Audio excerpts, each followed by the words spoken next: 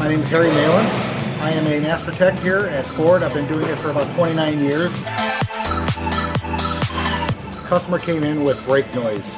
Basically, we did a diagnosis on it. We found out that the front brake rotors and pads are bad. Actually, the rotors aren't bad, but the pads are worn out.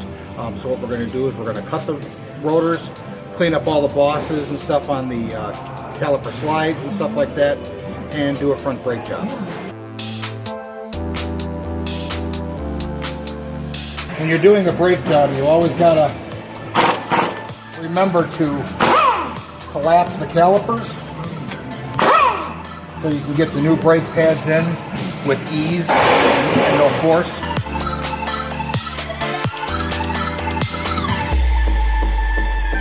He had a lot of vibration while braking, so obviously there is warp in the rotor. Usually you only get about, on front rotors, depending on the driver, you get anywhere from 30 to 45,000. As I said, depending on what you're doing or hauling or.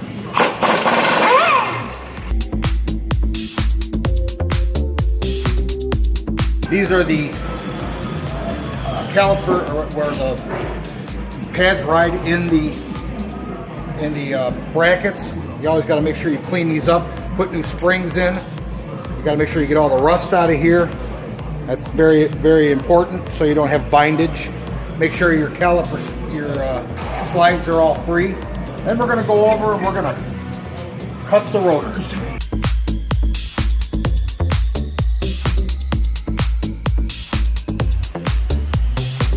On rotors, you have a minimum thickness.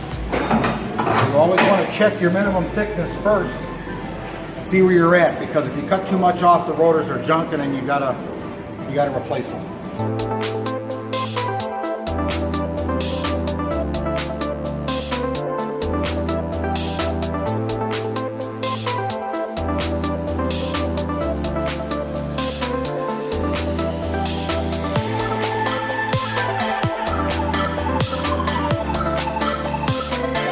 You always bring it in, you touch it, you zero out your numbers here so you know exactly how much you're cutting off. Then you bring it into your bottom.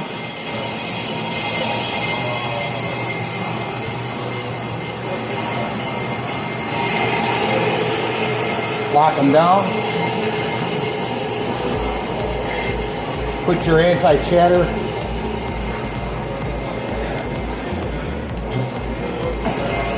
and go.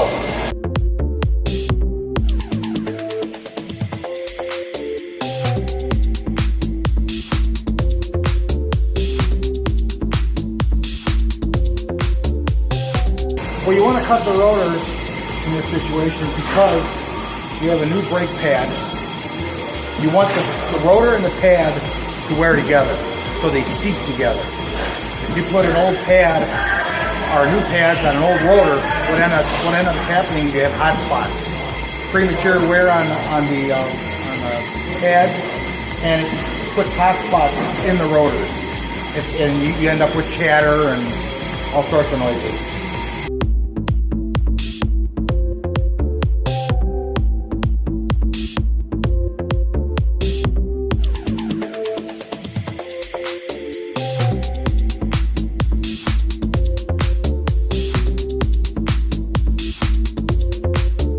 So what we're going to do now is we're going to cross the rotors. And what this basically does,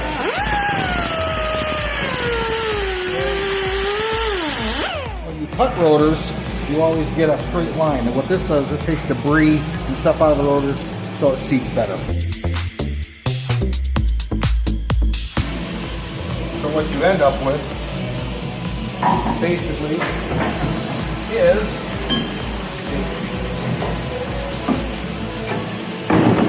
rotors that are clean. They have a crosshatch in them instead of just the straight lines, and that makes them seat better.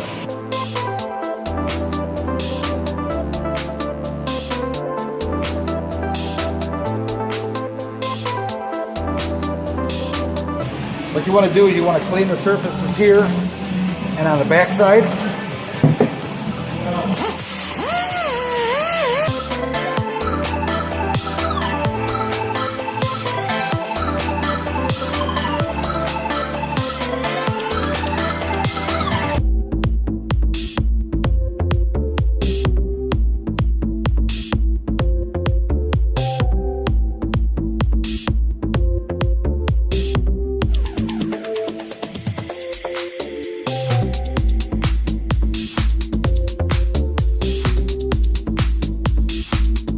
You always want to make sure that your caliper slides are, you know, pretty much rust free.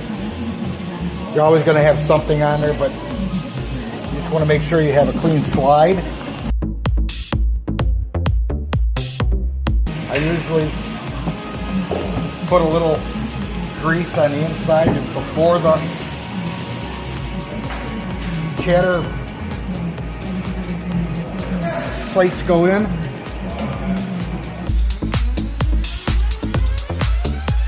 On this particular vehicle, these are your return springs. These go on the pad, which I'll show you.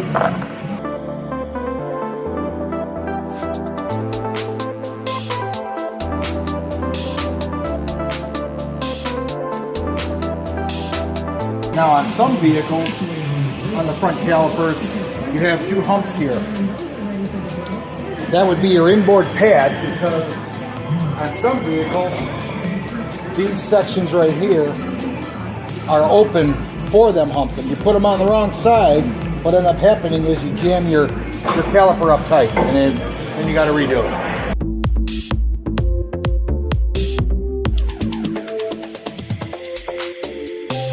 Sometimes they fit really nice like that. Sometimes you got to take and sand the edges a little bit once in a while, just because they don't want to fit properly, like this one. These return springs make it to where when you let off the brake pedal, it pushes your brakes away from the rotor. One thing to remember, you always got to hold this, otherwise it's going to come flying out at you.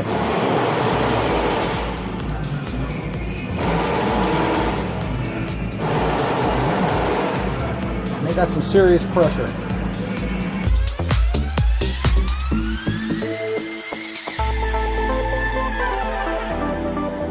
Make sure your four-wheel drive, because on some vehicles the four-wheel drive has got vacuum hoses that are in the front. You got to make sure they are plugged in properly. If you would have had bad rotors, you would have had to have replaced the rotors, which would be this whole assembly. Other than that, that is how you do a great job on a vehicle. Thank you.